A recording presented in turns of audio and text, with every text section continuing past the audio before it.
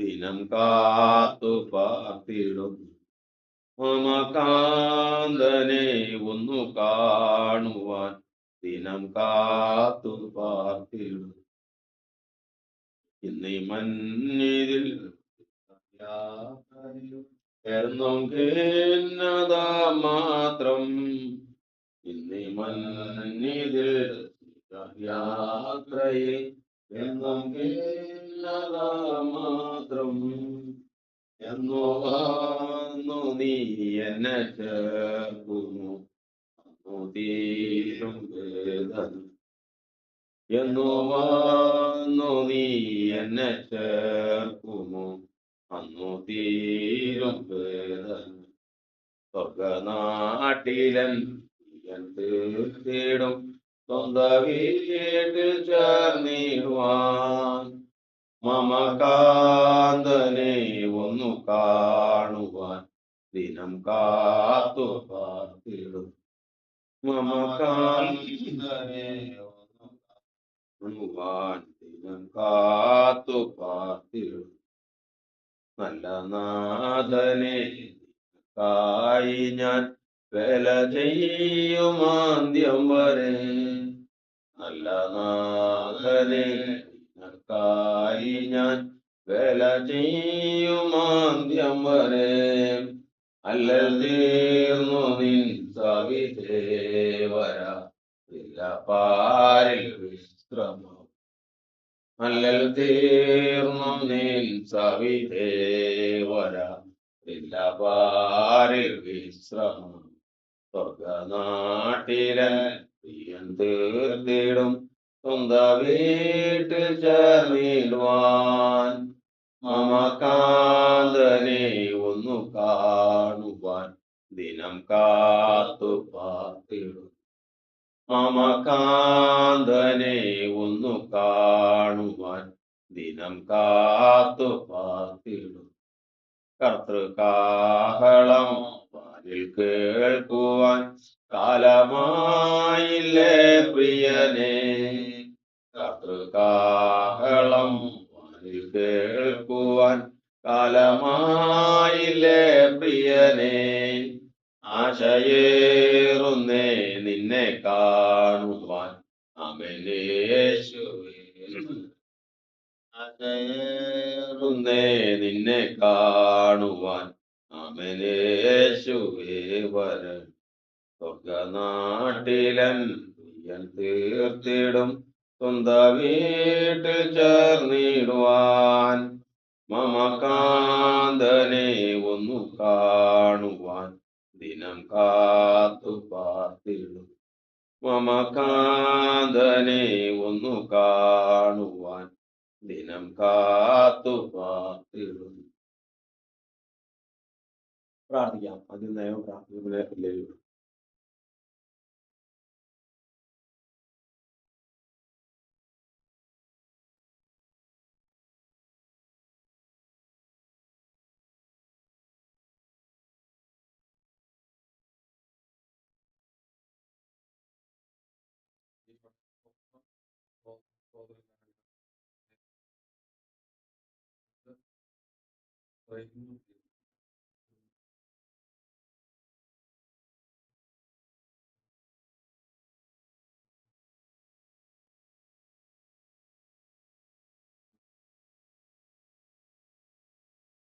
പ്രാർത്ഥിക്കുന്ന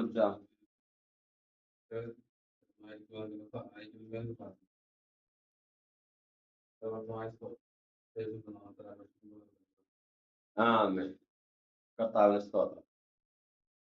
ഇന്ന് ഈ സൺഡേ സ്കൂൾ പാഠത്തിലേക്ക് കടന്നു വന്നിരിക്കുന്ന എല്ലാവർക്കും വേഗം വരുന്നവനായ ക്രിസ്തു യേശുവിന്റെ ധന്യമായ നാമത്തിൽ സ്നേഹവന്ദനത്തെ അറിയിക്കുകയാണ്. നാം ഇന്ന് പകൽക്കാലം ആരാധനയ്ക്ക് ശേഷം വീണ്ടും കർത്താവിന്റെ സന്നിധിയിൽ കൂടി വന്നിരിക്കുന്നത് ദൈവത്തിന്റെ വചനത്തിൽ നിന്ന് നമുക്ക് പഠിക്കേണ്ടതിന് വേണ്ടിയിട്ടാണ്. നിത്യജീവിതത്തിൽ ക്രിസ്തീയ ജീവിതത്തിൽ നാം എങ്ങനെയായിരിക്കണം എന്നുള്ള ചോദ്യത്തിന് ദൈവത്തിന്റെ വചനമാണ് മറുപടി പറയുന്നത്. അങ്ങനെ പറയുന്ന മറുപടിയിൽ പ്രധാനപ്പെട്ട കാര്യമാണ് കഴിഞ്ഞ ദിനങ്ങളിൽ ചിന്തിച്ചുകൊണ്ടിരിക്കുന്ന മനുഷ്യന്റെ ധർമ്മവും കർത്താവായ യേശുക്രിസ്തുവിന്റെ ധർമ്മവും. മനുഷ്യന്റെ ധർമ്മത്തിൽ പെടുന്നതും മനുഷ്യന്റെ അധർമ്മത്തിൽ പെടുന്നതുമായ കാര്യങ്ങളുണ്ട്. കർത്താവ് ചെയ്യേണ്ട കാര്യങ്ങൾ മനുഷ്യനത് കയറി ചെയ്യുമ്പോൾ അത് അധർമ്മമാകും. മനുഷ്യൻ ചെയ്യേണ്ട കാര്യങ്ങൾ മാത്രം അവൻ ചെയ്യുമ്പോൾ അവൻ ധർമ്മിയാകും. ഇങ്ങനെ കർത്താവുമായിട്ടുള്ള ബന്ധത്തിൽ ഒരുമിച്ച് യാത്ര ചെയ്യുമ്പോൾ മനുഷ്യൻ ഒരിക്കലും കർത്താവിന്റെ പ്രവൃത്തി കയറി ചെയ്യാൻ പാടില്ല എന്നുള്ളത് നമ്മൾ പഠിച്ചിട്ടുള്ള കാര്യമാണ്. അതിന്റെ മുന്നോടിയായിട്ട് എന്തൊക്കെ കാര്യങ്ങളാണ് ഈ ധാരണയിൽ ചെയ്യാൻ പാടില്ലാത്തത്? അതിലൊന്നാമത്തെ കാര്യമാണ് നമ്മൾ പഠിച്ചത്, പ്രതികാരം ചെയ്യരുത്. എൻ്റെ വചനം ഏതാ? പ്രതികാരം എനിക്കുള്ളത് ഞാൻ പകരം വരും. പ്രതികാരം ആർക്കുള്ളതാണ്? ദൈവത്തിനുള്ളതാണ്. ദൈവം 94-ാം സങ്കീർത്തനം വായിക്കുന്നത് തന്നെ പ്രതികാരത്തിന്റെ ദൈവമേ പ്രകാശിക്കണം. അപ്പൊ ദൈവത്തിന്റെ ഓരോ സ്വഭാവങ്ങളിൽ ദൈവം പ്രവർത്തിക്കുമ്പോഴാണ് ആ സ്വഭാവത്തിൽ പ്രകാശിക്കുന്നത്. ദൈവം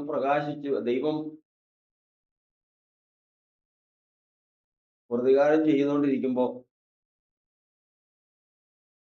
ഏത് ദൈവം പ്രകാശിക്കുന്നു? പ്രതികാരത്തിന്റെ ദൈവം പ്രകാശിക്കുന്നു. ദൈവം ഒരാളെ ശുദ്ധീകരിച്ചുകൊണ്ടിരിക്കുമ്പോൾ ഏത് ദൈവം പ്രകാശിക്കുന്നു? സമാധാനത്തിന്റെ ദൈവം പ്രകാശിക്കുന്നു. മനുഷ്യന് ഏതെങ്കിലും മരണകരമായ പാപത്തിൽ വീണാൽ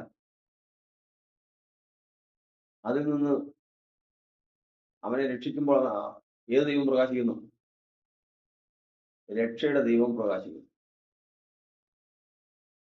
ഇങ്ങനെ വീണ്ടെടുപ്പിന്റെ ദൈവം, രക്ഷയുടെ ദൈവം, സമാധാനത്തിന്റെ ദൈവം, പ്രതികാരത്തിന്റെ ദൈവം, വിവിധ തരത്തിലുള്ള ദൈവിക സ്വഭാവങ്ങളുണ്ട്. ദൈവം പ്രവർത്തിക്കുന്നത് ഇതിലേത് സ്വഭാവത്തിലാകുന്നുവോ ആ സ്വഭാവത്തിൽ പ്രവർത്തിക്കുമ്പോഴാണ് ആ സ്വഭാവത്തോടുകൂടിയ ദൈവം പ്രകാശിക്കുന്നു എന്ന് പറയുന്നത്. അപ്പോൾ ഇവിടെ വചനത്തിൽ നമ്മൾ പഠിക്കുന്നത് ദൈവം പ്രതികാരത്തിന്റെ ദൈവമാണ്. ദൈവത്തോടൊപ്പം യാത്ര ചെയ്യുന്ന ഒരു മനുഷ്യൻ പ്രതികാരം ചെയ്യാൻ പാടില്ല. കാരണം, അതിന്റെ പ്രധാനപ്പെട്ട കാരണം എന്ന് പറയുന്നത്, ഒരു മനുഷ്യൻ പ്രതികാരം ഹൃദയത്തിൽ വെച്ചുകൊണ്ടിരുന്നാൽ അവന്റെ ഹൃദയം മലിനപ്പെട്ടിരിക്കും.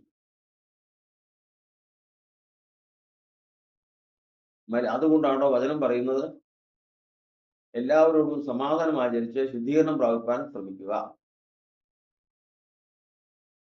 എല്ലാവരോടും സമാധാനമുള്ളവൻ അവൻ ശുദ്ധീകരണം പ്രാപിച്ചവനാണ്. എല്ലാവരോടും കലക്കത്തിലായിരിക്കുന്നവൻ മലിനനാണ്. ഇങ്ങനെയാണ് ഒരു മനുഷ്യന്റെ ഗതിയെ സംബന്ധിച്ച് നമ്മൾ പഠിക്കുന്നത്. അവന് വേണ്ടി ദൈവം പ്രവർത്തിക്കും. അപ്പൊ ഇവിടെയുള്ള ഒരു വിഷയം എന്ന് പറയുന്നത്, ദുഷ്പ്രവൃത്തിക്കുള്ള ശിക്ഷ തൽക്ഷണം വെളിപ്പെടായികയാൽ മനുഷ്യർ ദോഷം ചെയ്യുവാൻ ധൈര്യപ്പെടുന്നു. ഒരു മനുഷ്യൻ ഒരു തെറ്റ് ചെയ്താൽ അപ്പോൾ തന്നെ അവന് ശിക്ഷ വരുന്നില്ല. അപ്പോൾ തന്നെ അവൻ ചെയ്ത തെറ്റിനുള്ള ശിക്ഷ ഉടനെ തന്നെ സ്വർഗത്തിൽ നിന്ന് വരുന്നില്ല. അതിന് കാത്തിരിക്കേണ്ടി വരും. എവിടം വരെ? പ്രതികാരത്തിന്റെ ദൈവം പ്രകാശിക്കുന്നത് വരെയും അവൻ കാത്തിരിക്കേണ്ടി വരും. ഉദാഹരണമായിട്ട്, ഞാൻ ദൈവത്തെ ആരാധിച്ചും പ്രാർത്ഥിച്ചും കൊണ്ടിരിക്കുക. ഒരാളെന്നെ മനഃപൂർവ്വം ഉപദ്രവിക്കുക, സകല വിധത്തിലും ദ്രോഹത്തിൽ കൂടി ദ്രോഹിക്കുക. ഞാൻ ദൈവത്തെ സ്തുതിച്ചും മഹത്വപ്പെടുത്തിക്കൊണ്ടിരിക്കുമ്പോ മറ്റൊരാൾ എന്നെ ഉപദ്രവിക്കുകയാണെങ്കിൽ ഞാൻ അങ്ങോട്ട് തിരിച്ച് ഉപദ്രവത്തിന് പോകണ്ട. സമയം കാത്തിരിക്കണം. ഇതിനു വേണ്ടിയിട്ട് സമയം വരുമ്പോൾ പ്രകാശിക്കും. ആര് പ്രകാശിക്കും? പ്രതികാരത്തിന് ദൈവം പ്രകാശിക്കും. അതുവരെയും നമ്മൾ കാത്തിരിക്കണം. അതിന് അതിൻ്റെതായ വ്യവസ്ഥകളും. ആ സമയത്ത് മാത്രമേ പ്രതികാരത്തിന്റെ ദൈവം പ്രവർത്തിക്കൂ. ആ സമയമാകുമ്പോഴേക്കും പ്രതികാരത്തിന്റെ ദൈവം എഴുന്നേൽക്കുമ്പോഴേക്കും ഏറ്റവും ആദ്യമേ തന്നെ ഇപ്പൊ നമ്മളെ ആരെങ്കിലും ഒരാള് ഉപദ്രവിച്ച് വളരെ കഷ്ടപ്പെടുത്തിക്കൊണ്ടിരിക്കുക. ഇവര് കർത്താവിനോട് പല പ്രാവശ്യം പറഞ്ഞു, കർത്താവ് ഈ ഉപദ്രവം, ഇയാൾ എന്നെ വെറുതെ ഉപദ്രവിക്കുക. കർത്താവ് കാണുന്നുണ്ട്. നീ കാത്തിരിക്കണം. എവിടം വരെ? പ്രതികാരത്തിന് ദൈവം പ്രകാശിക്കുന്നത് വരെ നീ കാത്തിരിക്കണം. അതിനെ വെയിറ്റ് ചെയ്തേ പറ്റുള്ളൂ. വേറൊരു വിഷയമുണ്ട്. പ്രതികാരത്തിന് ദൈവം എഴുന്നേൽക്കുമ്പോ ഏറ്റവും ആദ്യം നോക്കുന്നത് ദൈവത്തോട് പരാതി പറഞ്ഞയാള് പ്രതികാരം ചെയ്തിട്ടുണ്ടോ. ആ സമയത്ത് പ്രതികാരം ചെയ്തിട്ടുണ്ടെങ്കിൽ ദൈവത്തിൽ പ്രവർത്തിക്കാൻ സാധിക്കാതെ. അതുകൊണ്ട് എന്തെല്ലാം ഉപദ്രവം സഹിച്ചാലും മനുഷ്യൻ സ്വന്തം കയ്യാൽ പ്രതികാരം ചോദിക്കാൻ പാടില്ല. തെറ്റ് ചെയ്തിട്ടുണ്ടെങ്കിൽ നിശ്ചയമായിട്ട് ദൈവം തക്ക സമയത്ത് പിടിച്ച് ശിക്ഷിക്കും. ആ സമയത്ത് ആകുമ്പോഴേക്കും മനുഷ്യൻ ശിക്ഷിച്ചിട്ടുണ്ടെങ്കിൽ, ഉപദ്രവം സഹിച്ച് ഏറ്റവും ശിക്ഷിച്ചിട്ടുണ്ടെങ്കിൽ ദൈവത്തിന് അത് പ്രവർത്തിക്കാൻ സാധിക്കാതെ വരും. അതാണ് നമ്മൾ ഈ കഴിഞ്ഞ ഭാഗത്ത് പഠിക്കാനിടയായി തീർന്നത്. മാത്രമല്ല, മനുഷ്യൻ പ്രതികാരം ചെയ്തിട്ടുണ്ടെങ്കിൽ ദൈവത്തിന്റെ പ്രവൃത്തി അവന് വിരോധമായി വരികയും അവൻ അപകടത്തിൽപ്പെടുകയും ചെയ്യും എന്നുള്ളതും നമ്മൾ കഴിഞ്ഞ ഭാഗത്ത് പഠിക്കാനിടയായി തീർന്നു. ഒന്നാമത്തെ കാര്യം അത് നമ്മൾ പഠിച്ചു. രണ്ടാമത്തെ കാര്യത്തിൽ എഴുതിയിരിക്കുന്നത് നിന്റെ ഭാരം യഹോവയുടെ മേൽ വെച്ച് കൊടുക്കാം, അവൻ നിന്നെ പുലർത്തും, നീതിമാൻ കുലുക്കി പോകാൻ ഒരു നാളും സമ്മതിക്കില്ല. നീ എന്ത് ചെയ്യാൻ പാടില്ല? ഭാരം വഹിക്കാൻ പാടില്ല. നിന്റെ ഭാരം കർത്താവിന്റെ മേൽ വെച്ച് കൊടുക്കാം. ഭാരം വഹിച്ചുകൊണ്ട് ഈ ഓട്ടം മുമ്പോട്ട് പോകാൻ സാധിക്കില്ല. കാരണം ഭാരം വഹിക്കുന്നവന്റെ വഴി വളയും, അവന്റെ ഗമനം സ്ഥിരമല്ലാതാകും, അവൻ വേറൊരു നിലയിലേക്ക് മാറും. അപ്പൊ അതുകൊണ്ട് ദൈവത്തിന്റെ വചനത്തിൽ നമ്മൾ പഠിക്കുന്നത് പ്രകാരം നിന്റെ ഭാരം കർത്താവിന്റെ മേൽ വെച്ച് കൊള്ളാം. കർത്താവ് ആ ഭാരം വഹിച്ചു. കാരണം കർത്താവിന്റെ മേൽ വയ്ക്കുന്ന ഭാരം എല്ലാവരുടെ ഭാരവും കർത്താവ് ചുമക്കുന്നതാണ്.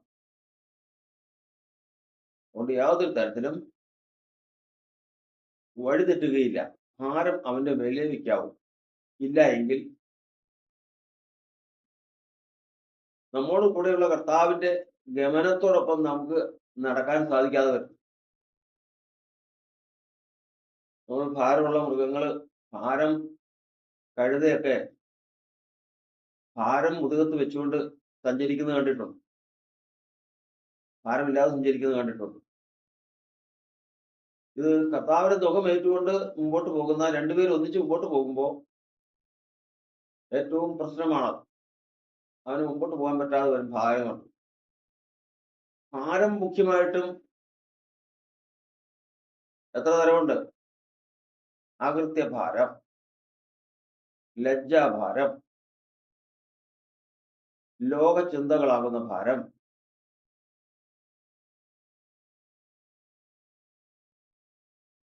ഇങ്ങനെ ഉപജീവന ചിന്തകളെ കുറിച്ചുള്ള ഭാരം എന്നിങ്ങനെ ഭാരങ്ങൾ പല വിധത്തിലുണ്ട്. എന്തെല്ലാം ഭാരമാണെങ്കിലും വചനത്തിൽ നമ്മൾ പഠിക്കുന്നതനുസരിച്ച് ഈ ഭാരങ്ങളെല്ലാം വഹിക്കാൻ കർത്താവ് തയ്യാറാണ്. ഉണ്മാനും ഉടുപ്പാനും ഉണ്ടെങ്കിൽ മതിയെന്ന് വയ്ക്കുക. നിന്റെ ഭാരം കർത്താവിനെ മേൽ വെച്ചു കൊടുക്കാം. ഈ ഭാരങ്ങളെല്ലാം കർത്താവ് വഹിക്കാൻ തയ്യാറാണ്. അത് നമ്മൾ ചുമക്കേണ്ടതില്ല. ലജ്ജാഭാരവും നിന്ദാഭാരവും ഉപജീവനങ്ങളെ കുറിച്ചുള്ള ഭാരവും ഇതെല്ലാം കൂടി ഒരു മനുഷ്യന് വഹിക്കുന്നുവെങ്കിൽ അവന് മുൻപോട്ട് പോകാൻ സാധിക്കാതെ വരും. അതുകൊണ്ട് അതൊക്കെയും വഹിക്കാൻ തയ്യാറായിട്ട് കർത്താവ് തന്റെ ജനത്തോടൊപ്പം സഞ്ചരിക്കുന്നു. ഈ ഭാരങ്ങളെല്ലാം വെച്ചുകൊണ്ട് അവന് യാത്ര ചെയ്യാൻ സാധിക്കുകയില്ല. നിന്നെ നിന്ദിച്ചവരെ നിന്ന എന്റെ മേൽ വീണിരിക്കുന്നു. അവൻ നിങ്ങൾക്കായി കരുതുന്ന ആകയാൽ ചിന്താകുന്നു അവന്റെ മേൽ ഇട്ടുകൊള്ളി.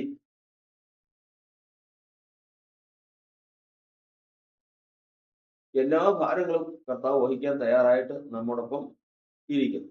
അതുകൊണ്ട് ഭാരം കർത്താവിന്റെ മേൽ വെച്ചുകൊള്ളാം. 2, ഇനി മൂന്നാമത്തത്, ആരെയും വിധിക്കരുത്.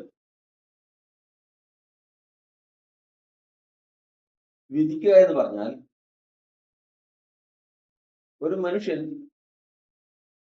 അവൻ നന്നാവില്ല, അല്ലെങ്കിൽ അവൻ നാശയോഗ്യനാണ് എന്ന് ഒരാളെ കുറിച്ച് നമുക്ക് വിധിക്കാൻ പാടില്ല. വിധിക്കാൻ പാടില്ലെന്ന് പറഞ്ഞാൽ അപ്പോസ്തലന്മാർ വിധിച്ചിട്ടുള്ളതായിട്ട് നമുക്ക് കാണാൻ കഴിയും. കർത്താവിനോട് ക്രൂശിക്കപ്പെട്ട കള്ളന്റെ കാര്യം നമ്മൾ പഠിച്ചു. അവൻ അത്രയേറെ ദോഷം ചെയ്തവനാണ്, കൊലപാതകനാണ്, പിടിച്ചുപറിക്കാരനാണ്. ക്രൂശീകരണത്തിലുള്ള ശിക്ഷ ഒരാൾക്ക് വിധിക്കണമെങ്കിൽ അത്രമാത്രം ദോഷം അവൻ ചെയ്തിട്ടുണ്ട്. പക്ഷെ വചനപ്രകാരം അവന് വിധിക്കാൻ പാടില്ല. കാരണം എന്താ?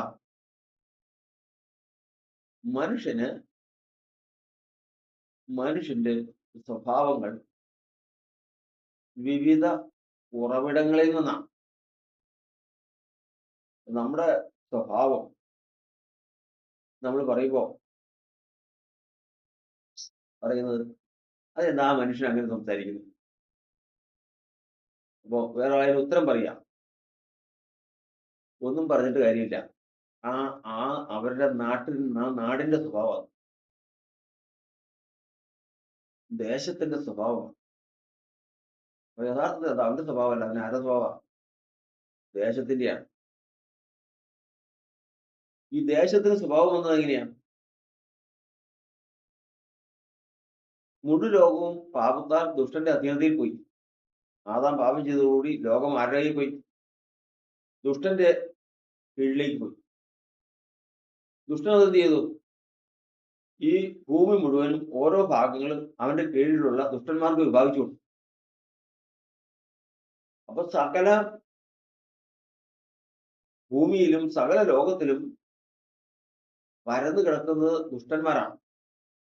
അപ്പൊ ഈ ദേശത്തുള്ള ദുഷ്ടനല്ല കുറച്ചങ്ങോട്ട് മാറിയ പുരോഗത്തോളം അവരെല്ലാം കുറച്ച് കൂത്താട്ട് കൊടുത്തോളൂ. അവരെല്ലാം വേറെ ലോകം മുഴുവൻ ഇത് നിറഞ്ഞു നിൽക്കുക. ഓരോ സ്ഥലത്തുകാർക്ക് ഓരോ സ്വഭാവം. അപ്പൊ ഈ ദുഷ്ടൻ അവിടെ ജനിക്കുന്ന മനുഷ്യർക്ക് ഈ സ്വഭാവം കൊടുക്കും. ജനിക്കുമ്പോ തന്നെ ആ സ്വാധീനം ഉള്ളതുകൊണ്ട് ഇതിനാണ് ദേശക്കാരുടെ സ്വഭാവം എന്ന് പറയുന്നത്.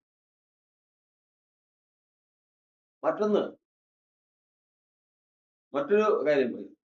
ഒരാൾ പറയാ അവൻ ആ നക്ഷത്രത്തിൽ ജനിച്ചവനാ, അവൻ ആ സ്വഭാവക്കാരൻ, ആരും പറഞ്ഞാൽ കേൾക്കില്ല. അവൻ അങ്ങനെ ഒരു ടൈപ്പായി. അതാരും കുറ്റാരെയാ? നക്ഷത്രങ്ങളുടെ. നക്ഷത്രം എന്ന് പറഞ്ഞാൽ നക്ഷത്ര രാശികൾക്ക്, നക്ഷത്രങ്ങൾക്ക് ഭൂമിമേലുള്ള സ്വാധീനത്തെ ഒന്ന് അനുഗ്രഹിക്കാമോ? ആകാശത്തെ നക്ഷത്രങ്ങൾക്ക് ഭൂമിമേൽ എന്തുണ്ട്? സ്വാധീനം. ഈ ആകാശത്തെ നക്ഷത്രം എന്ന് പറയുമ്പോ ആകാശത്തെ നക്ഷത്രങ്ങൾ ഏതൊക്കെയാ? സൂര്യനും ചന്ദ്രനും നക്ഷത്രങ്ങളും ഒക്കെ ഉണ്ട്. ഇതിൽ തന്നെ വക്രഗതിയുള്ള നക്ഷത്രങ്ങളുണ്ട്. വിവിധ തരത്തിലുള്ള ഈ നക്ഷത്രം നമ്മൾ കാണുമ്പോൾ കാണുന്ന ഒരു വെളിച്ചം മാത്രം. നമ്മൾ അടുത്ത് ചെന്ന് കഴിഞ്ഞാൽ അവിടെ ഒരു മണ്ണ് കാണും. അതിന് ആധാരമായിട്ടൊരു അത് പുറപ്പെട്ട് വരുന്ന ഒരു ദ്രവ്യം ഉണ്ടാവും. അതായത് ഒരു പിണ്ഡം ഉണ്ടാവും.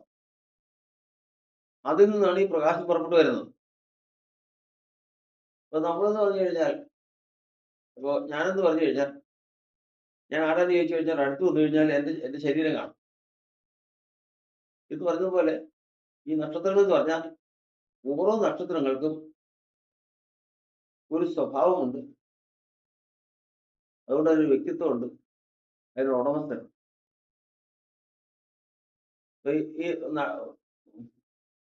റോട്ടിൽ കൂടി 4 പേരും നടന്നു പോവുക. നമ്മൾ കാണുന്നത് ആത്മാക്കളെയാണോ കാണുന്നത്? അല്ല, ശരീരങ്ങളെ കാണുന്നത്. നമ്മൾ ഇത് കണ്ട് അടുത്ത് ചെന്ന് കഴിഞ്ഞാൽ 4 ശരീരം നടന്നു പോകുന്നതാണോ? ഇന്ന് ശരീരം എവിടെ നിർത്തുക? മണ്ണിൽ നിന്ന് നിർത്തുക. ഈ മണ്ണുകൊണ്ടുള്ള ശരീരം നടന്നു പോകുന്നത് കാണാം. പക്ഷെ ഇവർക്ക് എല്ലാവർക്കും ഒരു വ്യക്തിത്വമുണ്ട്. അവരുടെ ഉള്ളിലെല്ലാം എന്തുണ്ട്? ഒരാത്മാവും. അതിന് ആധാരമായിട്ട് ഒരു അവകാശം. ഇതുപോലെ വചനം പറയുന്നത് അവൻ നക്ഷത്രങ്ങൾക്കെല്ലാം പേര് ചൊല്ലി വിളിക്കുന്നു. എല്ലാ നക്ഷത്രങ്ങളെ എന്ത് ചൊല്ലി വിളിക്കുന്നു? പേര് ചൊല്ലി വിളിക്കുന്നു പറഞ്ഞാൽ പേരുണ്ടെങ്കിൽ എന്തുണ്ട്? സ്വഭാവം. സ്വഭാവം ഉണ്ടെങ്കിൽ വ്യക്തിത്വം. വ്യക്തിത്വം ഉണ്ടെങ്കിൽ അതിന് ദൂതനം. അപ്പൊ ഈ നക്ഷത്രങ്ങൾക്കെല്ലാം അവകാശിയായിട്ട് നമ്മൾ കാണുന്നത് ശരീരത്തെയാണ്. അതിന് അവകാശിയായിട്ടൊരു ദൂതനുണ്ട്. ഇവർക്ക് ഭൂമിയിൽ ജനിക്കുന്ന എല്ലാ മനുഷ്യരുടെ മേലും സ്വാധീനമുണ്ട്. അത് ഈ ഒരു പുസ്തകത്തിൽ നമ്മൾ വായിക്കുന്നതാണ്. അതാണ് ഈ നമ്മള് പേപ്പറുകളിലും ഈ നക്ഷത്ര രാശികളെ കുറിച്ച് പറയുന്നവരിലും ഒക്കെ നമ്മൾ കാണുന്നത്. എന്താണ്? അവൻ ഇന്ന സമയത്ത് ജനിച്ചതുകൊണ്ട്, ഇന്ന നക്ഷത്രത്തിൽ ജനിച്ചുകൊണ്ട് ഇന്ന സ്വഭാവക്കാരനായിരിക്കും പറയുന്നത് അതുകൊണ്ടാണ്. അവന് ആ സ്വഭാവം വന്ന നക്ഷത്രത്തിന്റെ സ്വഭാവമാണ്. യഥാർത്ഥത്തിൽ അവന്റെ സ്വഭാവമല്ല. എത്രേ പറഞ്ഞത്? ആദ്യം പറഞ്ഞത് ഏഹ് ഏഹ് പ്രതികാരത്തിന്റെ അല്ല. ഈ മനുഷ്യന്റെ സ്വഭാവം വരുന്നത്, മനുഷ്യന്റെ സ്വഭാവം വരുന്നത് ഒന്ന് ദേശാധികാരത്തിൽ നിന്ന്, ഒന്ന് ആകാശത്തെ അധികാരത്തിൽ നിന്ന്, പിന്നെ ഏറ്റവും ആദ്യം പറഞ്ഞല്ലോ പിതാക്കന്മാരിൽ നിന്ന്. മാതാപിതാക്കളുടെ സ്വഭാവം മക്കൾക്കുണ്ടാവും. ഇപ്പൊ എത്രയും ഒന്നുകൂടെ പറഞ്ഞ്, മനുഷ്യന്റെ സ്വഭാവം വെളിപ്പെട്ട് വരുന്നത് മാതാപിതാക്കളുടെ ജനന സ്വാധീനത്തിൽ നിന്നായിരിക്കാം 1, ദേശ സ്വഭാവത്തിൽ നിന്നായിരിക്കാം 2, നക്ഷത്രങ്ങളിൽ നിന്നായിരിക്കാം 3. ഇങ്ങനെ വിവിധം. ഇനി മറ്റൊന്ന്, ലഗ്നം ബാധിച്ചവൻ കല്ലറയിലേക്ക് ഓടും. അവിടെ ചെന്ന് സംസാരിക്കുക ഇതെല്ലാം ചെയ്യും. ചങ്ങല കൊണ്ട് അവനെ പൂട്ടിക്കഴിഞ്ഞാൽ ആ ചങ്ങല ഉരുമ്മി ഓടിച്ച് അവൻ പ്രവർത്തിക്കും. യഥാർത്ഥത്തിൽ അവനാണോ പ്രവർത്തിക്കുന്നത്? പിന്നെ ആരാ? ബാധിച്ച ആത്മാവ്. ആര്? ബാധിച്ച ആത്മാവ്.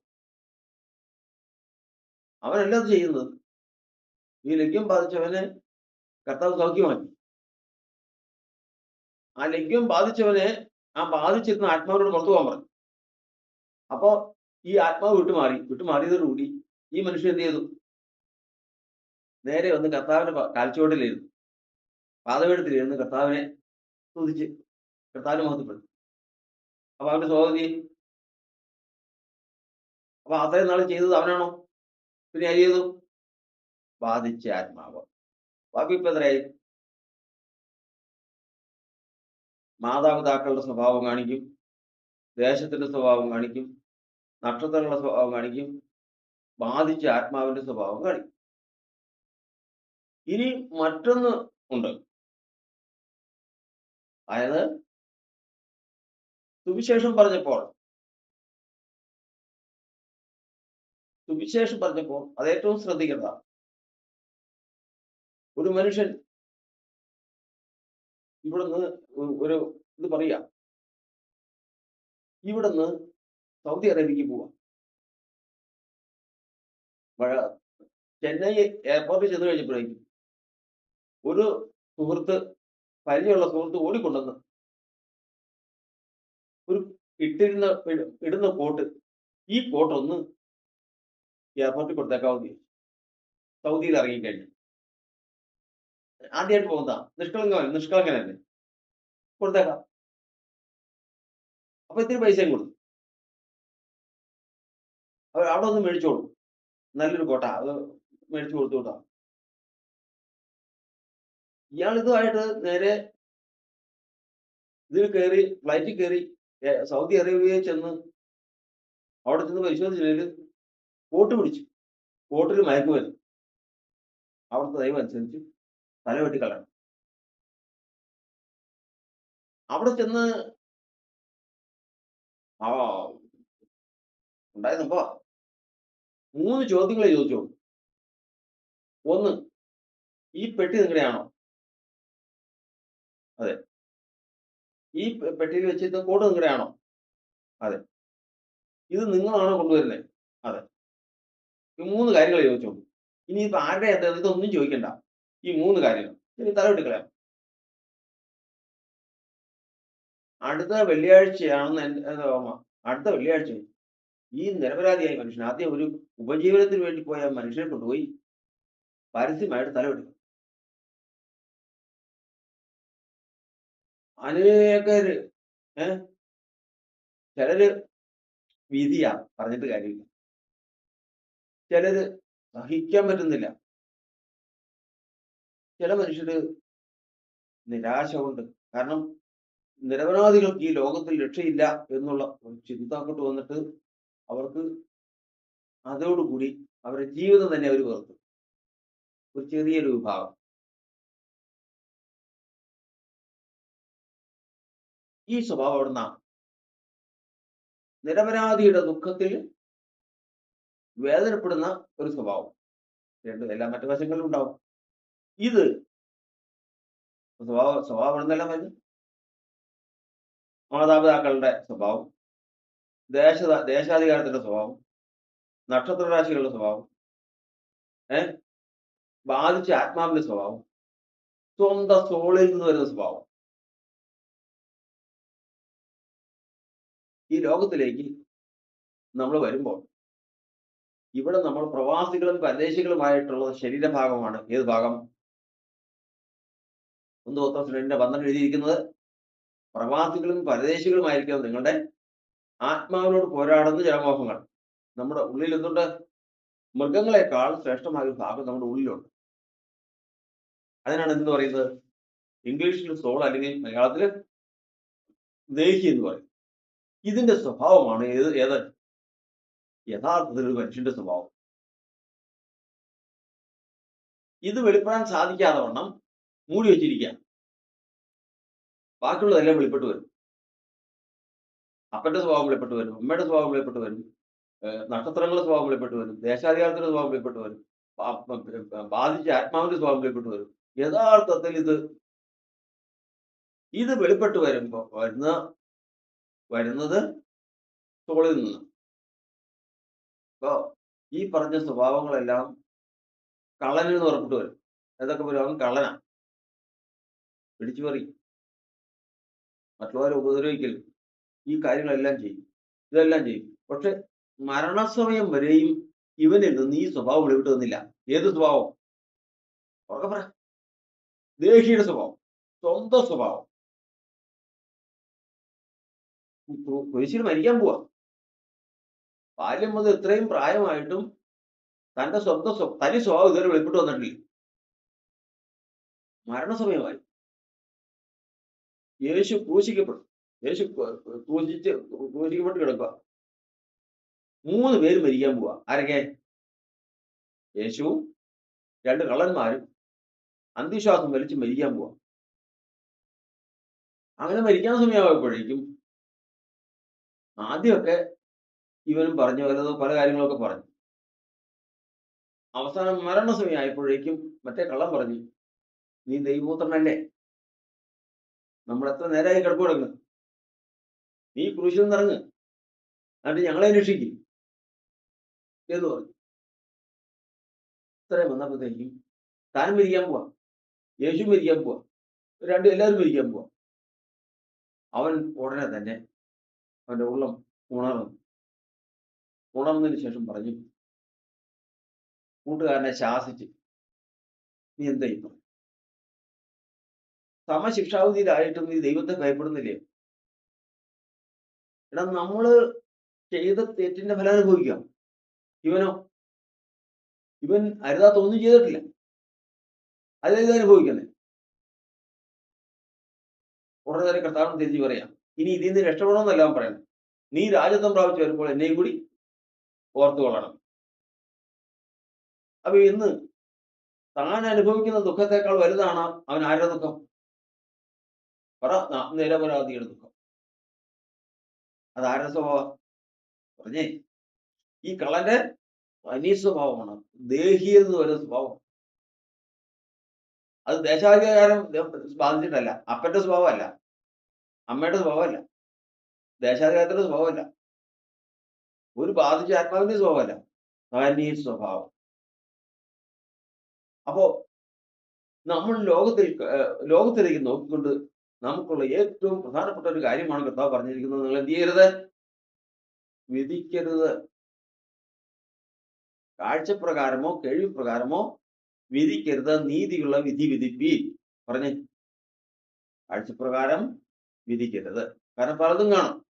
കേൾവിപ്രകാരം വിധിക്കരുത്, നീതിയുള്ള വിധി വിധിപ്പീൻ.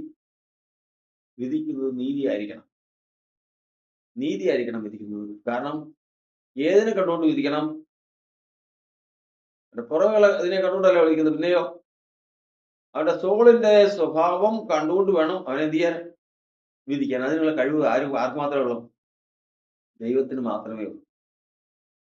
അതുകൊണ്ടാണ് യേശു പറഞ്ഞത്, പിതാവ് എന്നോട് കൂടെ ഉള്ളത് കൊണ്ട് എന്റെ വിധി സത്യമാകും. ഈ കള്ളൻ യഥാർത്ഥത്തിൽ ലോകസ്ഥാപനത്തിന് മുൻ നിർണയിക്കപ്പെട്ടവനാണെന്നും ഇവൻ ദൈവത്തിന്റെ പൈതലാണെന്നും ആർക്കറിയാം? ദൈവത്തിനറിയാം. പക്ഷെ ഇവന് വെളിപ്പെട്ട് വരുന്ന സ്വഭാവങ്ങൾ മുഴുവനും ദോഷമാണ്. അപ്പൊ അവന് വിധിക്കുമ്പോൾ ആരുടെ കൂട്ട് വേണം? ദൈവത്തിന്റെ കൂട്ട് വേണം. കാരണം യഥാർത്ഥത്തിൽ ഇവൻ ആരാണെന്ന് ആർക്കറിയാവും? ദൈവത്തെ അറിയാം. അതുകൊണ്ട് വചനം പറയുന്നത്, സമയത്തിന് മുൻപേ ഒന്നും വിധിക്കരുത്, നീതിയുള്ള വിധി വിധിപ്പിൽ, ദൈവത്തോടു കൂടി മാത്രമേ വിധിക്കാവൂ. 3 കാര്യങ്ങളാണ് അത് പറഞ്ഞേ. സമയത്തിന് മുൻപേ വിധിക്കരുത്, പിന്നെ ദൈവത്തോട് കൂടിയേ വിധിക്കാവൂ. 3, നീതിയുള്ള വിധി വിധിപ്പിൽ. ഇങ്ങനെ മാത്രമേ ചെയ്യാവൂ. ബാക്കിയുള്ള വിധിയെല്ലാം അവൻ കള്ളനെന്നും ഇനി അവന് പ്രയോജനമില്ലാതെന്നും നശിച്ചു പോകുകയുള്ളൂ എന്നും പറഞ്ഞവൻ എവിടെ എത്തി? പറുദീസയിൽ കർത്താവിനോടൊപ്പം എത്തി. വചനത്തിൽ നമ്മൾ പഠിക്കുന്ന ഈ യാത്ര പോകുമ്പോൾ ഓർക്കേണ്ടത്, നിങ്ങൾ വിധിക്കരുത്, അബദ്ധത്തിൽപ്പെടും. കാരണം നാളെ നമ്മൾ ഒരുമിച്ച് കർത്താവിന്റെ സന്നിധിയിൽ അവകാശം പ്രാപിക്കാനുള്ളവനായിരിക്കും അവൻ. പക്ഷെ ഇപ്പൊ അവൻ ഏതൊക്കെ സ്വഭാവത്തിലായിരിക്കാം? ചിലപ്പോ ചിലപ്പോൾ മാതാപിതാക്കളുടെ തലമുറയുടെ സ്വഭാവത്തിലായിരിക്കും, ദേശത്തിന്റെ സ്വഭാവമായിരിക്കും ചിലപ്പോൾ അവൻ കാണിക്കണേ, നക്ഷത്ര രാശികളുടെ സ്വാധീനമായിരിക്കും അവനാ കാണിക്കുന്നത്, വല്ല പിശാചും ബാധിച്ച് വല്ലതും പറയുന്നതായിരിക്കും. നീ അതൊന്നും ശ്രദ്ധിക്കണ്ട. പക്ഷേ എന്തുണ്ട്? അതിനപ്പുറം ഒന്നുണ്ട്. അതറിയാവുന്നവൻ ആരാ? ആദ്യം തന്നെ അതെന്ന് പറയുന്നത് ദൈവം മാത്രമേ ഉള്ളൂ. അതുകൊണ്ട് വിധിക്കണമെങ്കിൽ ആരുടെ കൂട്ട് വേണം? ദൈവത്തോടു കൂടി മാത്രമേ വിധിക്കാവൂ. സമയത്തിന് മുമ്പേ വിധിക്കരുത്, നീതിയുള്ള വിധി വിധിക്കും. കർത്താവ് വെറും വെള്ളിയല്ല എന്നെ വാങ്ങുവാൻ, വെറും വെള്ളിയല്ല എന്നെ വാങ്ങുവാൻ, വീര്യമോ അല്ല മറുവിലയായി വീര്യമോ അല്ല മറുവിലയ പേർക്കു യാഗമായി തീർന്നവനാ പേർക്കു യാഗമായി തീർന്നവനാ ദൈവ കുഞ്ഞാടിൻ വിലയേറിന്റെ കർത്താലെന്നെ വീണ്ടതിനാൽ ദൈവ കുഞ്ഞാടിൻ വിലയേറിന്റെ കർത്താലെന്നെ വീണ്ടതിനാൽ അതിദുഃഖിതനായി പുകഴ്ത്തീർന്നു അതിദുഃഖിതനായി പുകഴ്ത്തീർന്നു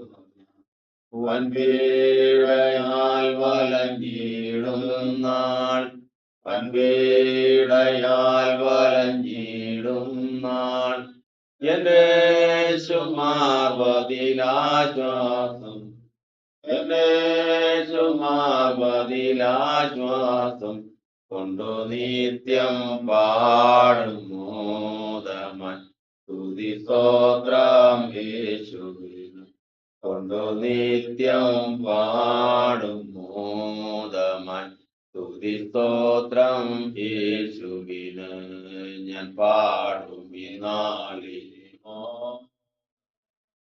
കുഞ്ഞാട്ടിൻ വിലയേറിന്റെ കർത്താലെന്നെ വീണ്ടതിനാൽ ദൈവ കുഞ്ഞാട്ടിൻ വിലയേറിന്റെ കർത്താലെന്നെ വീണ്ടതിനാൽ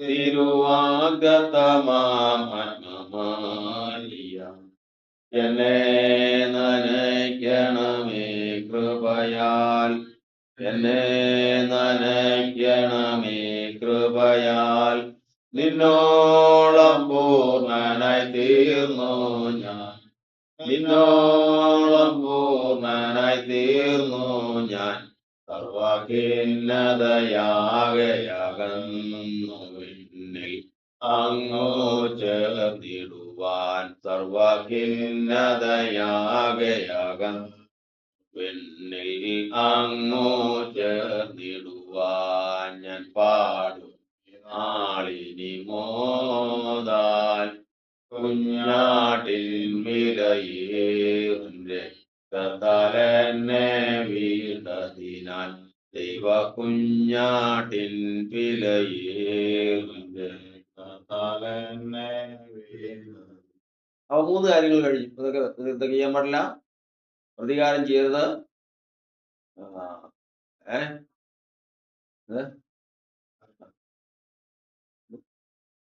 ഭാരം വയ്ക്കരുത്, വിധിക്കരുത്.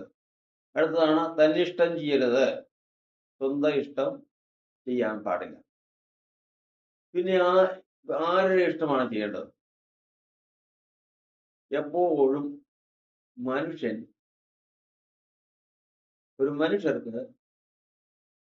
ഒരു മനുഷ്യന് എന്ത് ചെയ്യണം എന്നുള്ള ചോദ്യത്തിന് അതിന് ഒരൊറ്റ ഉത്തരവേ ഉള്ളൂ. അവന് ശരിയെന്ന് തോന്നുന്ന കാര്യം അവൻ ചെയ്യും. അതാണ് ഒരു സാധാരണ ഉത്തരം. എന്നാൽ ദൈവത്തിന്റെ ഭക്തൻ അങ്ങനെയല്ല. എനിക്ക് ബുദ്ധി ഉപദേശിക്കുന്ന യഹോവയെ ഞാൻ പാടും. ദൈവത്തിന് നമുക്ക് നല്ലത് എന്തെന്ന് നമ്മേക്കാൾ അറിയുന്നവനാണ് ദൈവം. ആ ദൈവം പറയുന്നതേ നമ്മൾ ചെയ്യാവൂ. കാരണം നമ്മുടെ ബുദ്ധിക്ക് നല്ലതെന്ന് തോന്നുന്നത് ശാശ്വതമായി കൊള്ളണമെന്നില്ല. അതുകൊണ്ട് മനുഷ്യൻ ഏത് കാര്യം ചെയ്യുമ്പോഴും ഒറ്റ കാര്യം ക്ലോസ് ആയിട്ട് പറഞ്ഞിരിക്കണം. കർത്താവിന് ഇഷ്ടമുണ്ടെങ്കിൽ നീ നാളെ ഇവിടെ വരുമോ എന്ന് ചോദിച്ചാൽ അപ്പൊ എന്ത് പറയണം? കർത്താവിന് ഇഷ്ടമുണ്ടെങ്കിൽ ഞങ്ങൾ വരും. അല്ലെങ്കിൽ എന്ത് പറയും? നാളെ തിങ്കളാഴ്ചയല്ലേ, മറ്റു കാര്യങ്ങളൊന്നും ഇല്ല, ഞാൻ വരാം. അതേതാ? തന്നെ ഇഷ്ടം. മറ്റേതോ? ദൈവം ഇഷ്ടം. ഒരു ഭക്തൻ ഒരിക്കലും തന്നിഷ്ടം പറയാൻ പാടില്ല. അതാണ് യാക്കോബിന്റെ ലേഖനം പറയുന്നത്. നാളെ ഞങ്ങൾ പോയി ഇന്ന പട്ടണത്തിൽ താമസിച്ച് ഇന്ന ഇന്ന കാര്യങ്ങൾ ചെയ്യുമെന്ന് നീ പറയരുത്. നീ അങ്ങനെ പറയരുത്. കർത്താവിന് ഇഷ്ടമുണ്ടെങ്കിൽ ഞങ്ങൾ പോയി ഇന്നത് ചെയ്യും എന്നത്രേ പറയാം. എന്തുകൊണ്ടാണ് അത്? മനുഷ്യന്റെ തീരുമാനത്തിന് ആധാരം അവന്റെ യുക്തിയാണ്. യുക്തിക്ക് ആധാരം എന്ന് പറയുന്നത് അവന്റെ അറിവുകളാണ്. അവന്റെ അറിവുകൾക്ക് പരിധിയുണ്ട്. അതുകൊണ്ട് അവന്റെ യുക്തിക്കും പരിധിയുണ്ട്. അതായത് രൂത്തും ഓർപ്പയും മോവാബ് ദേശത്തു നിന്നും എലീമേലെക്കിന്റെ ഭവനമായ നവോമിയുടെ എലീമേലെക്കിന്റെയും ഭവനത്തിൽ വിവാഹം കഴിച്ചുകൊണ്ടുവന്ന രണ്ട് പെൺകുട്ടികളാണ്. ഒരുത്തിയുടെ പേര് ഓർപ്പ എന്നും ഒരുത്തിയുടെ പേര് രൂത്ത്. ഇവരോട് രണ്ടുപേരോടും ഭർത്താക്കന്മാര് മരിച്ചപ്പോ അമ്മാവിയമ്മ പറഞ്ഞു, മക്കളെ നിങ്ങൾ നിങ്ങളുടെ വീട്ടിലേക്ക് പോകും. ഇനി എന്റെ കൂടെ നിന്നിട്ട് കാര്യമില്ല. പിന്നെ നിങ്ങൾ എനിക്ക് വേണ്ടി ചെയ്ത നന്മകൾക്ക് ഒത്തവണ്ണം ദൈവം നിങ്ങൾക്ക് പ്രതിഫലം തരട്ടെ. അപ്പൊ അവർ പറഞ്ഞു, അയ്യോ ഞങ്ങൾ പോവില്ല. കാരണം അവർ തമ്മിൽ അത്ര വലിയ ബന്ധമായി. അമ്മാവിയമ്മയെ വിട്ടുപിരിയാനുള്ള മനസ്സ് അവർക്ക് രണ്ടുപേർക്കും ഇല്ല. അത്രമാത്രം ശക്തമായ ഒരു ബന്ധമായിരുന്നു. വിട്ടുപിരിയില്ല എന്ന് കണ്ടപ്പോൾ അമ്മാവിയമ്മ അവരോട് പറഞ്ഞു, മക്കളെ നിങ്ങളൊരു കാര്യം മനസ്സിലാക്കും. നിങ്ങൾ വരില്ല എന്ന് പറഞ്ഞാൽ എന്താ അർത്ഥത്തിലാ പറയാം? നിങ്ങൾക്ക് ഇത്രയും പ്രായം ചെറുപ്പാണ്. ഈ ചെറുപ്രായത്തില് വിവാഹം കഴിച്ച് ഇനിയും മക്കളുണ്ടായി കുടുംബമായിട്ട് താമസിക്കാനുള്ള കാലമാണ്. ഇതിനകത്ത് ഇനി എന്റെ കൂടെ പോന്നു കഴിഞ്ഞാൽ അവിടെ നിങ്ങളെ വിവാഹം കഴിക്കാനായിട്ട് ആണുങ്ങളൊന്നുമില്ല. എനിക്ക് മക്കളില്ല. അങ്ങനെ ഒരു ആശയം ഇനി എനിക്ക് ഉണ്ടായാലും നടക്കില്ല. ആൺകുട്ടികളും ആരുമില്ല. എന്തിനാ കൂടെ പോരെ? ദൈവം നിങ്ങൾക്ക് നല്ലൊരു ജീവിതം തരട്ടെ, നിങ്ങൾ പൊയ്ക്കോ. ഓർമ്മ നോക്കി, ശരിയാ, അവരിപ്പോ പറഞ്ഞിട്ടാണല്ലോ. നോക്കി ഇനിയിപ്പോ പോയി കഴിഞ്ഞാൽ ഒന്നാമത്തെ തന്നെ അമ്മാവിയമ്മയ്ക്ക് ഭാരം, ഉപജീവനത്തിന് മാർഗമില്ല. അതിന് കൂടെ ഞാനും ഒരു ഭാരമായി തീരുന്നതിന് അതില്ല. പോയി ഏതെങ്കിലും കാരണവശാൽ ഞാനും പോയി ഒരു നല്ല കാലം വന്നു കഴിഞ്ഞാൽ നമ്മളെ കൊണ്ട് കഴിയാവുന്നത് ചെയ്യുകയും ചെയ്യാം. പല പല യുക്തികളും അസാധ്യമാണ്. മനുഷ്യന്റെ തീരുമാനത്തിന് ആധാരം എന്താണ്? യുക്തിയാണ്. യുക്തിക്ക് ആധാരം ഏതാണ്? അവന്റെ അറിവുകളാണ്. ഇവളുടെ അറിവുകൾ വെച്ചുകൊണ്ട് അവൾക്ക് തോന്നിയ യുക്തി ഇപ്പൊ അമ്മ പറയുന്നതാണ്, അത് കേൾക്കുന്നതാണ് അതിന്റെ ശരി. അവൾ അത് തിരിച്ചു പോയി, മോവാബ് ദേശത്തേക്ക് തിരിച്ചു പോയി. രൂത്ത് പറഞ്ഞു, ഞാൻ പോവില്ല. മരണത്തിലല്ലാതെ നമ്മളെ തമ്മിൽ പിരിക്കാൻ ആർക്കും കഴിയില്ല. നീ മരിക്കുന്നിടത്ത് ഞാനും മരിച്ചടക്കും. നിന്റെ ജനം എന്റെ ജനം, നിന്റെ ദൈവം എന്റെ ദൈവം. അങ്ങനെ സമർപ്പണത്തിലേക്ക് വന്നുകൂടി ഇവളെ വേർതിരിച്ച് ഇടാൻ സാധിക്കുകയില്ല എന്ന് കണ്ടു. ഇവൾ ഇങ്ങനെ ഒരു തീരുമാനം എടുത്തതിന്റെ ആധാരം എന്താ? ഇവളിങ്ങനെ ഒരു തീരുമാനം എടുത്തതിന്റെ ആധാരം എന്ന് പറയുന്നത്, ഭൂമിയിൽ രണ്ട് നിഴലാണുള്ളത്. നിഴൽ എത്രയുണ്ടെന്ന് അറിയാവോ? ഏതുണ്ട്? ഭൂമിയിൽ എത്ര നിഴലുണ്ട്? രണ്ട് നിഴലുകൾ.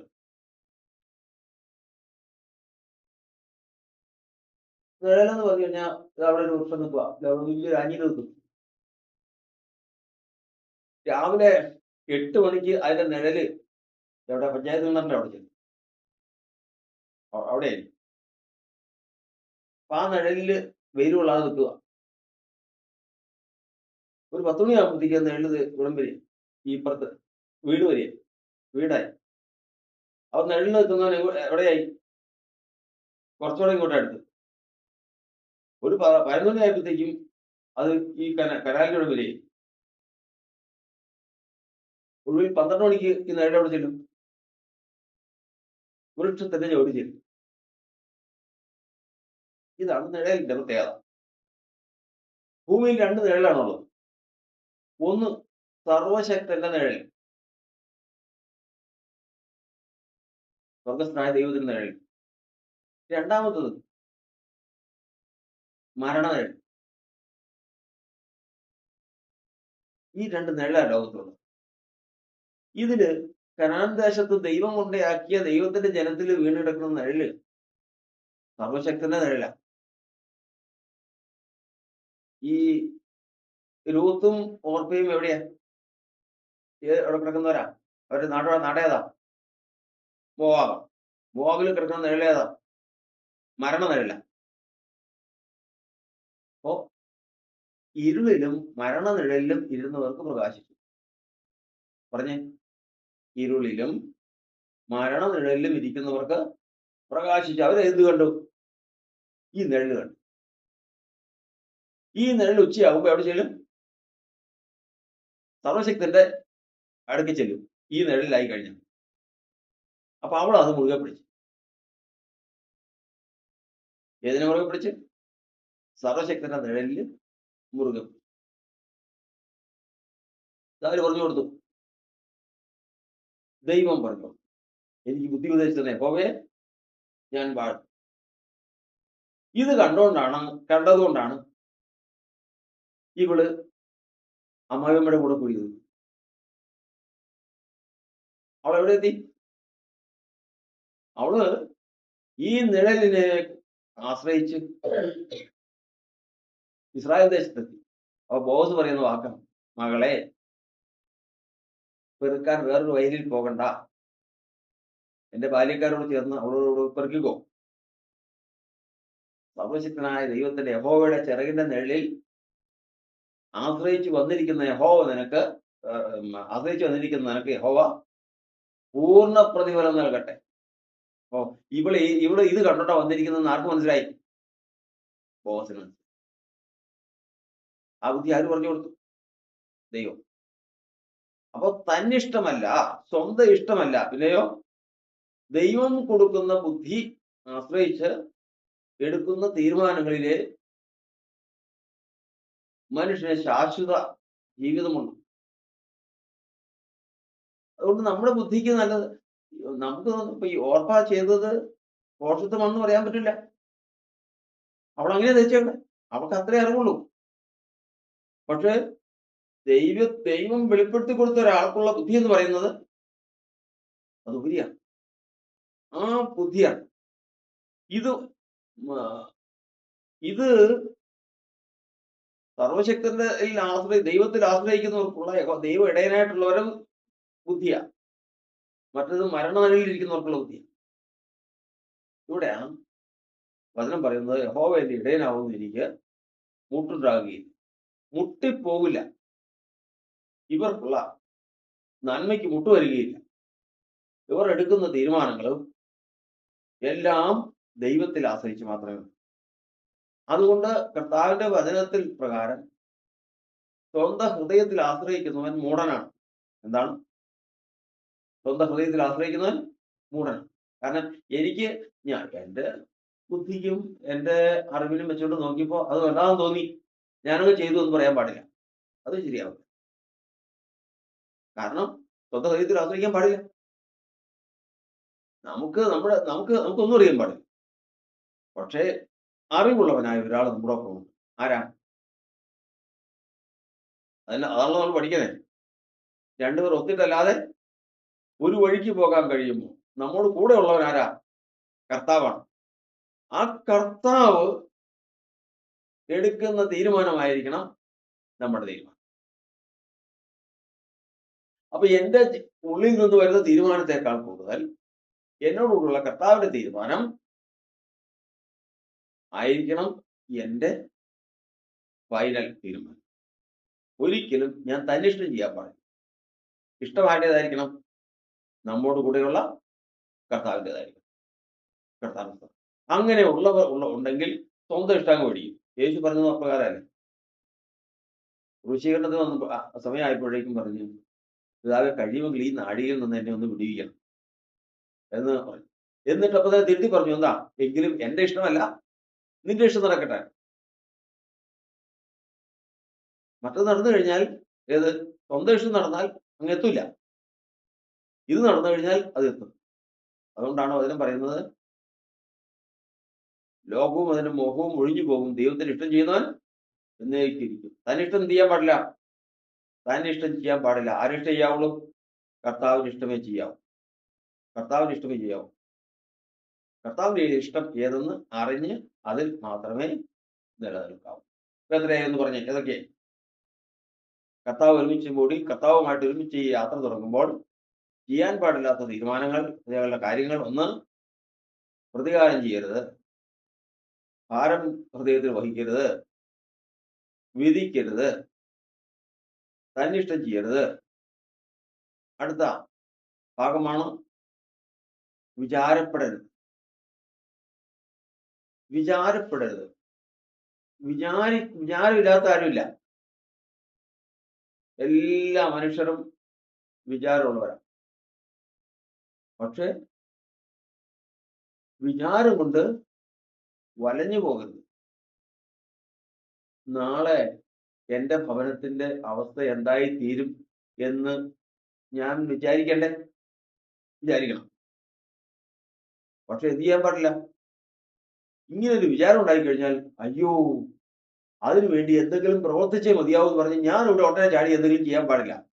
വിചാരം ആരെ ഏൽപ്പിക്കണം? അവൻ നിങ്ങൾക്കായി കരുതുന്നതാകിയാൽ സകല ചിന്താകുലവും അവന്റെ മേൽ ഇട്ടുകൊള്ളി. അതിന്റെ അർത്ഥം എന്താ? വിചാരം വരാത്തൊരാരുമില്ല. എല്ലാവർക്കും വിചാരം വരും. അതിന് വചനം പറയുന്ന പ്രകാരമാണ്, തനിക്കും സ്വന്തം കുടുംബത്തിനും വേണ്ടി കരുതാത്തവൻ അവിശ്വാസിയേക്കാൾ അധമൻ എന്നാണ്. നമ്മുടെ കുടുംബത്തെ കുറിച്ച് നമ്മളല്ലെങ്കിൽ പിന്നെ ആരാ വിചാരിക്കണം? നമ്മുടെ ശരീരത്തെ കുറിച്ച് നമ്മൾ വിചാരിച്ചെങ്കിൽ പിന്നെ ആരാ വിചാരിക്കുന്നത്? നമുക്ക് വേണ്ടവരെ കുറിച്ച് നമ്മൾ വിചാരിച്ചെങ്കിൽ പിന്നെ ആരാ വിചാരിക്കുന്നത്? വിചാരം വരും. വിചാരം വന്നു കഴിഞ്ഞാൽ അതിന്റെ ഗൗരവം മനസ്സിലാക്കണം. മനസ്സിലാക്കി കഴിഞ്ഞാൽ ഉടനെ തന്നെ വിചാരിക്കണം. വിചാരിച്ചു കഴിഞ്ഞാൽ ഉടനെ തന്നെ എന്ത് ചെയ്യണം?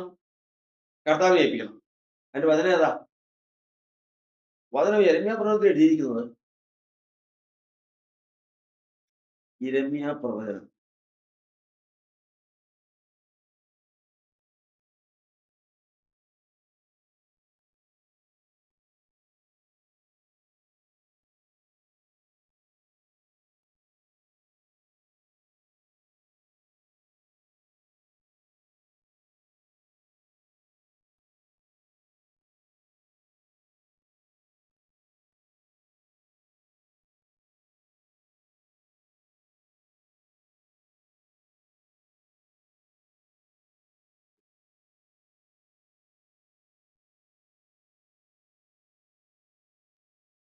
അതിനകത്ത് എഴുതിയിരിക്കുന്നതാണ്, നിങ്ങൾ ആഗ്രഹിക്കുന്ന ശുഭഭാവി കാണുവാൻ തക്കവണ്ണം.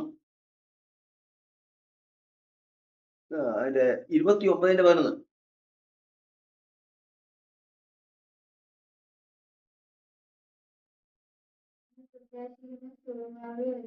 നിങ്ങൾ പ്രത്യാശിക്കുന്ന ശുഭഭാവി വരുവാൻ തക്കവണ്ണം ഞാൻ നിങ്ങളെ കുറിച്ച് നിരൂപിക്കുന്ന നിരൂപണങ്ങൾ. അപ്പൊ നമ്മളെന്ത് ചെയ്യുക? എല്ലാവർക്കും ഒരു ആഗ്രഹമുണ്ട്. ഏത് ഭാവി? ഒരു നല്ലൊരു ഭാവി. നല്ലൊരു ഭാവി. നമ്മുടെ മക്കളുടെ ഭാവി, നമ്മുടെ ഭാവി, നമ്മുടെ ജീവിതത്തിന്റെ വശങ്ങൾ, ഇങ്ങനെ പല ചിന്തകളും വിചാരങ്ങളും എല്ലാവർക്കും ഉണ്ടാവും. ഇതാര് നോക്കിക്കൊണ്ടിരിക്കുക? ഹൃദയങ്ങളെ നോക്കുന്ന ദൈവം നമ്മുടെ ഹൃദയത്തിലുണ്ടാകുന്ന വിചാരങ്ങൾ നോക്കിക്കൊണ്ടിരിക്കുക. ഈ വിചാരം ഇതിങ്ങനെ അറിഞ്ഞു കഴിഞ്ഞാൽ ഇവന്റെ വിചാരം ന്യായമാണോ എന്ന് കർത്താവ് നോക്കും. നോക്കിയതിനു ശേഷം കർത്താവ് തന്നെ ഉത്തരവാദിത്തം അങ്ങേറ്റെടുക്കും. എന്തിനു വേണ്ടിയിട്ട്? ഈ ആഗ്രഹം നമുക്ക് സാധിപ്പിച്ചു തരാൻ. നല്ലൊരു ശുഭഭാവി എന്റെ എന്റെ പൈതലിന് വേണം എന്ന് കർത്താവ് ആഗ്രഹിച്ചുകൊണ്ട് അവൻ ആഗ്രഹിക്കുന്ന ആഗ്രഹം തന്നെ അവന് കിട്ടാൻ തക്കവണ്ണം കർത്താവ് ഒരു പ്രവൃത്തി ചെയ്യുക. നിങ്ങൾ ആഗ്രഹിക്കുന്ന ശുഭഭാവി കാണുവാൻ തക്കവണ്ണം ഞാൻ നിങ്ങളെക്കുറിച്ച് വിചാരിക്കുന്ന വിചാരങ്ങൾ ഇന്നവയെന്ന് ഞാൻ അറിയുന്നു. അത് തിന്മയ്ക്കല്ല, നന്മയ്ക്കായിട്ട് എത്രയെന്ന്.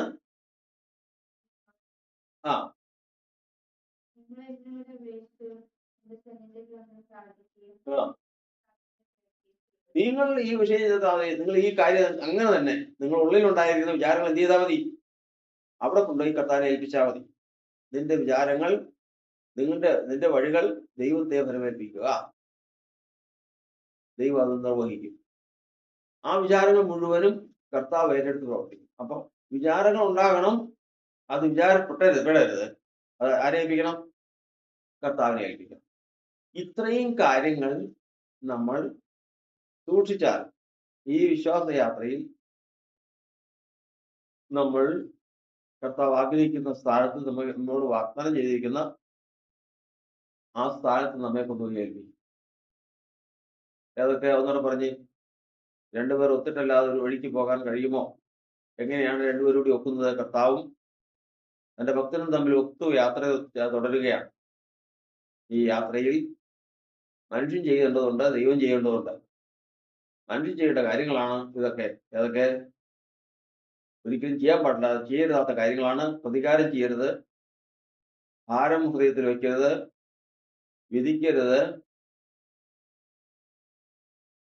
വിധിക്കരുത്, പിന്നെ തന്നിഷ്ടം പ്രവർത്തിക്കരുത്, വിചാരപ്പെടരുത്. ഇത്രയും കാര്യങ്ങൾ നമ്മൾ ആരെ ഏൽപ്പിക്കാം? ദൈവത്തെ ഏൽപ്പിക്കാം.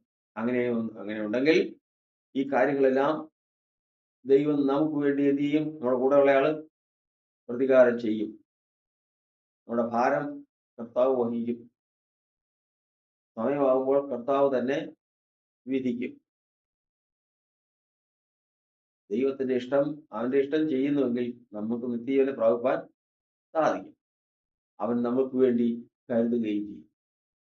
ഭദ്രമായിട്ട് യാതൊരു തടസ്സവും കൂടാതെ ഈ യാത്ര കർത്താവിലെത്തിപ്പാൻ, കർത്താവിന്റെ ആ മഹാവാദങ്ങൾ എത്തിപ്പാൻ ഇടയായിത്തീരും. കർത്താവ് സ്വതം കരുതാത്ത കാര്യങ്ങളൊന്നുകൂടെ പറഞ്ഞ്. പ്രതികാരം ചെയ്യരുത്, ഭാരം ഹൃദയത്തിൽ വെക്കരുത്, വിധിക്കരുത്, തന്നിഷ്ടം പ്രവർത്തിക്കരുത്, വിചാരപ്പെടരുത്. ഇത്രയും കാര്യങ്ങൾ നമ്മൾ എടുക്കാൻ പാടില്ല. ഇത്രയും കാര്യങ്ങൾ ആര് ചെയ്യേണ്ടതാ? ഇത്രയും കാര്യങ്ങൾ കർത്താവ് ചെയ്യേണ്ടതാ. ഇത്രയും കാര്യങ്ങൾ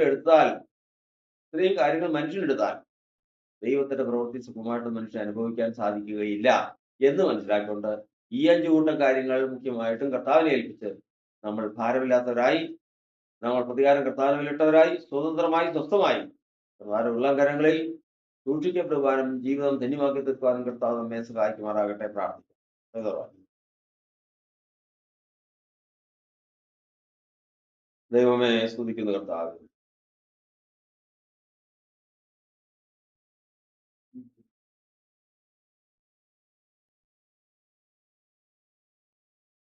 പ്രാർത്ഥിക്കുന്ന പിതാ,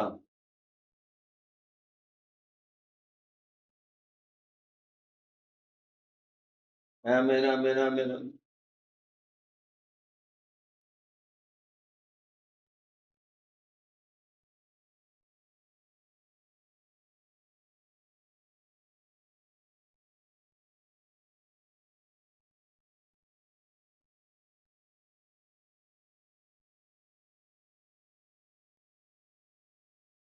സ്തോത്രം.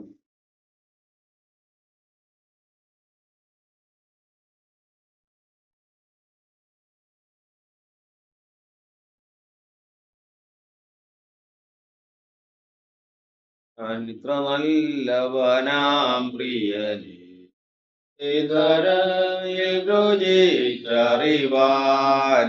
ഇത്ര നല്ലവനാം പ്രിയനെ ഇതരയിൽ രുചിച്ചറിവാൻ, ഇടയായതിനാലൊടുവിൽ വരെയും ഇനി എനിക്കെന്നും താൻ മതിയാം. ഇടയായതിനാലൊടുവിൽ താൻ മതിയാം എന്റെ സങ്കേതവും ബലവും എനിക്കേറ്റമടുത്ത തുണയും ഏതൊരാപത്തിലും ഏതു നേരത്തിലും എനിക്കെന്നും എൻ ദൈവമത്രേ. ഏതൊരാപത്തിലും ഏതു നേരത്തിലും എനിക്കെന്നും എൻ ദൈവമത്രേ. ദൈവമേ, വിഷയങ്ങളിലൊക്കെ ഇവന്റെ കർത്താടപെട്ട് ഞങ്ങൾ കർത്താവെ സൂക്ഷിക്കേണ്ട കാര്യങ്ങളും ഒഴിഞ്ഞിരിക്കേണ്ട കാര്യങ്ങളും ചെയ്യേണ്ട കാര്യങ്ങളും ചെയ്യരുതാത്ത കാര്യങ്ങളൊക്കെയും ദൈവത്തിന്റെ വചനത്തിൽ നീ നാളുകൾ ഗ്രഹിച്ചുകൊണ്ടിരിക്കുന്നുവല്ലോ. കർത്താവ് ഞങ്ങൾക്ക് ഈ പഠനം പൂർത്തിയാക്കി തരണം. ലഭിച്ച വചനങ്ങൾ നഷ്ടപ്പെട്ടു വായിക്കാൻ കാത്തുകൊള്ളണം. നമ്മുടെ ജീവിതത്തെ കർത്താവിന്റെ വചനത്താൽ നിയന്ത്രിക്കാതെ കാരണം കർത്താവ് പ്രവർത്തിക്കുമാറാകണമേ. യേശുവിന്റെ നാമത്തിൽ തന്നെ നമ്മുടെ കർത്താവും പ്രിയ രക്ഷിതാവുമായ യേശുക്രിസ്തുവിന്റെ കൃപയും സമാധാനവും നമ്മേവരോടും എന്നാളും ഉണ്ടായിരിക്കുമാറാകട്ടെ. ഏവർക്കും സ്നേഹം.